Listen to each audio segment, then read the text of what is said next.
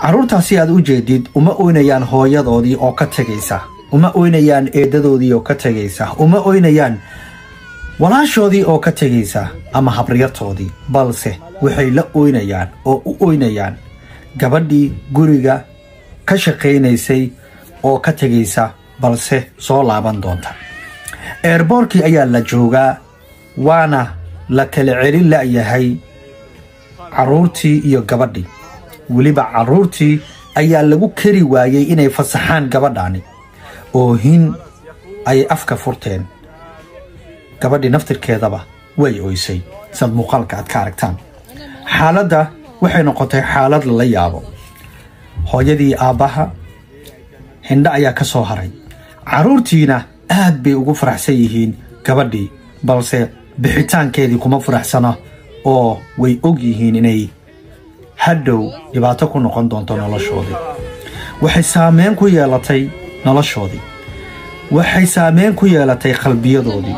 caruurta been ma sheegaan, sababtoo ah qofka ay jeclaadaan way jeclaadeen, qofkay nacaanna waxay ku naceen ayay arkeen.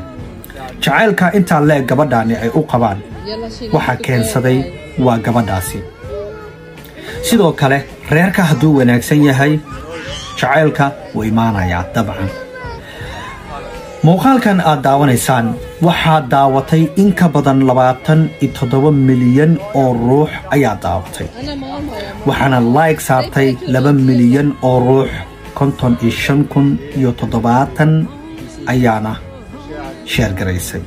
mucjiso ayay ku noqotay dunida oo dhan. waxaa lala yaaban yahay sida caruurtan iyo gabadhii u shaqaynaysay jacaylka ka dhaxeeya, wanaagga ka dhaxeeya, qalbi wanaagga, furnaanta ka dhaxaysa. reerka oo dhan ayaa wada oynaya, waa la wada qiiroonaya. saad aragtaanba waxay noqotay waa wax lala yaabo. taasaana keentay in muuqaalka uu gaaro 27 milyan. waxaa la doonayaa sidan oo kale inaad samaysid.